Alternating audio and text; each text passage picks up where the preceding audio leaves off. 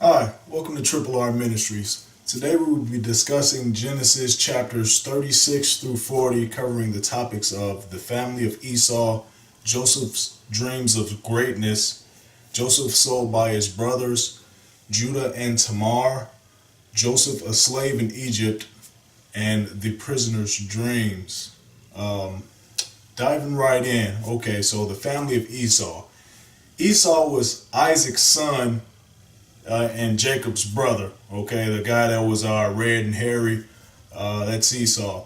So at this point in time, Esau and Jacob were in the same area, but the land could not contain both of them. So Esau left the presence of Jacob and went and dwelt in Mount Seir, and eventually Esau became Edom.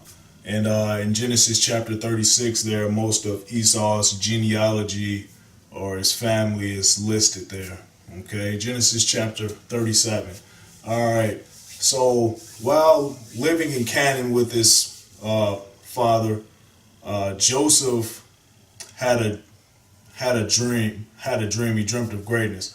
But let's talk about this for a second, because Jacob was loved most by his father. Joseph was loved most by his father Jacob, and this is because Joseph was the only child of Jacob's wife Rachel.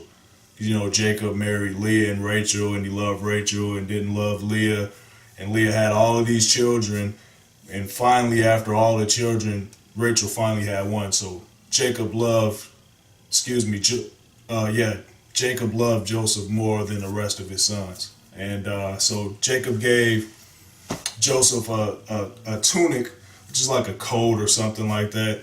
It was a tunic of many colors, and his brothers hated him. Joseph's brothers hated him. They were jealous of him, envious. And so at any rate, Joseph had a pair of dreams. He dreamt of greatness, and the first dream was symbolic of his brothers bowing down to him. And the second dream was symbolic of his mother, father, and brothers bowing down to him. So, after some time, it came to pass that Jacob told Joseph to go far off and give a report of his brothers. His brothers were far off, tending to I think they're in Shechem. They were in Shechem. So Joseph went from Hebron to Shechem to give a report of how his brothers were doing. They were tending to his father's flock. So when his brothers seen him coming, they're like, "Oh, here comes dad's favorite or whatever." They're like, "Let's kill this fool." You know what I'm saying? And they plotted to kill him when he was walking up. You know, when they first seen him off in the distance. So Reuben, the older brother, he's like, "Let's not kill him. Let's just throw him into a pit." And what Reuben's plan was he planned to save him and restore him to his father, restore Joseph to Jacob before his brothers could kill him. That's what Reuben planned to do. But it didn't work out like that. So while Reuben was off doing something, his brothers noticed some Ishmaelites walking past or passing through by where they are, and they're like, "Man, let's sell Joseph into slavery, instead of killing him." So they're like, "All right, cool." Sold him slavery to the Ishmaelites. And when Reuben returned to save his brother out of the pit, he was gone. And he was so upset that he tore his clothes. "Oh man, brother gone, tore his clothes." All right. So anyway, the Ishmaelites, they sold Joseph to Potiphar. And Potiphar was an officer of Pharaoh. Okay.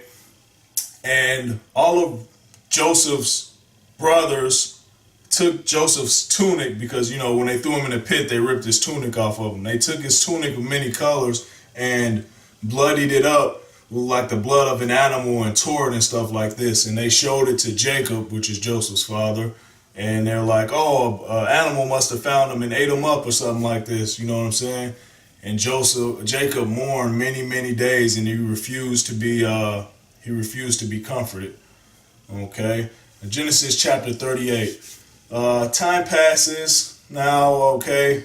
Joseph's brother named Judah end up marrying a Canaanite, okay, a Canaanite woman, and had 3 sons, okay. Judah's 3 sons' name was Onan, and Shelah, okay. Now,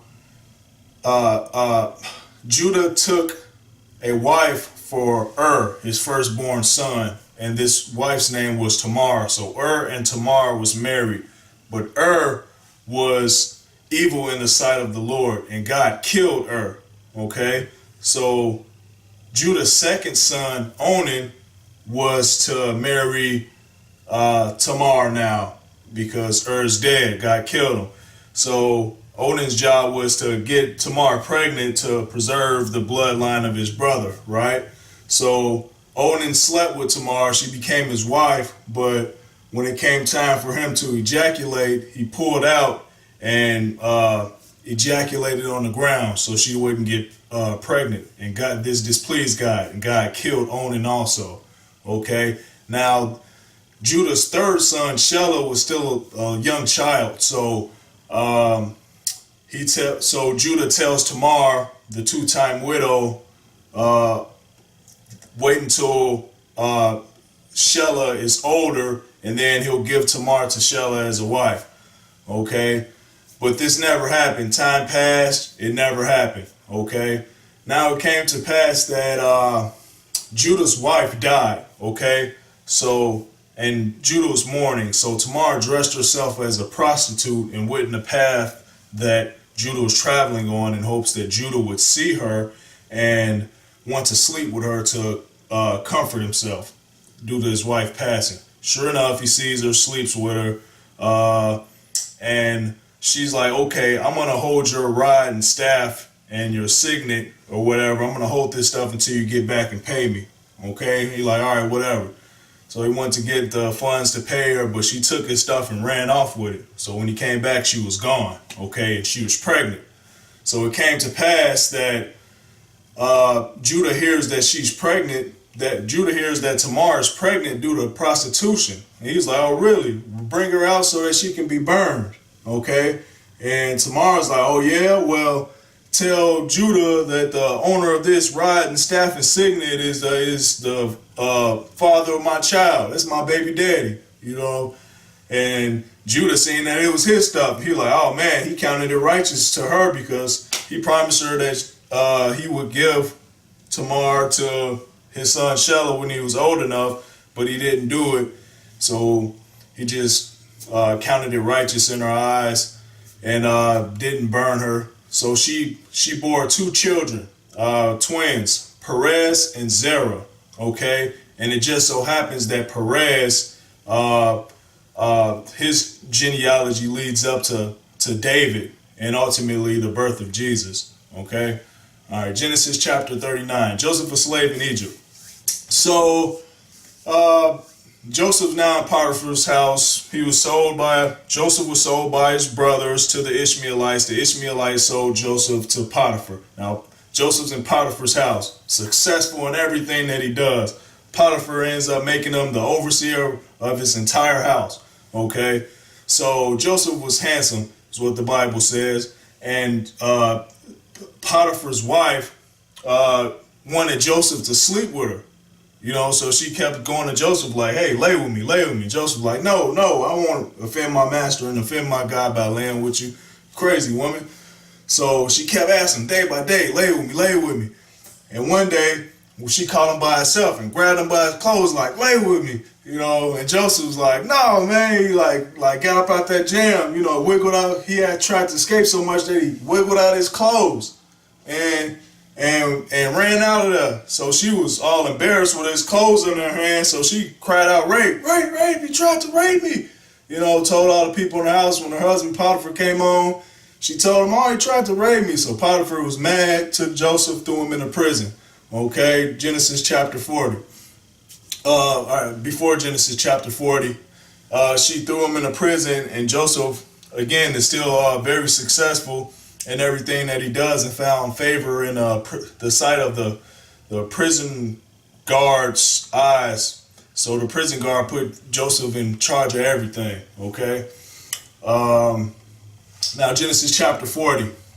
Pharaoh had he had a butler and a baker that made a match, so he threw him into prison. Okay, this is the Pharaoh, king of all the land. All right, threw them two dudes into prison, and they were troubled because they both had troubling dreams. So Joseph came to interpret the dreams for the baker and the butler. Okay, and the butler's interpretation was his dream was symbolic that he would be restored in 3 days. And the baker's interpretation, the interpretation of the baker's dream was that he would be hung in 3 days. Okay? And Joseph told the butler to remember him when he was restored. Okay, so all of these things came to pass. Both interpretations came true. The butler was restored and the baker was hung. Okay, in 3 days. But the butler forgot to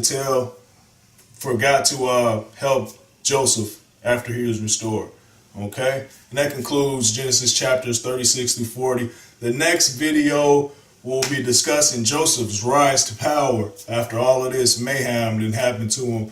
Is his rise to power, and he ends up being bumped into by his brothers, and they don't know it's him. It's kind of crazy. You might want to check this next video out. Thanks for listening. God bless. Take care.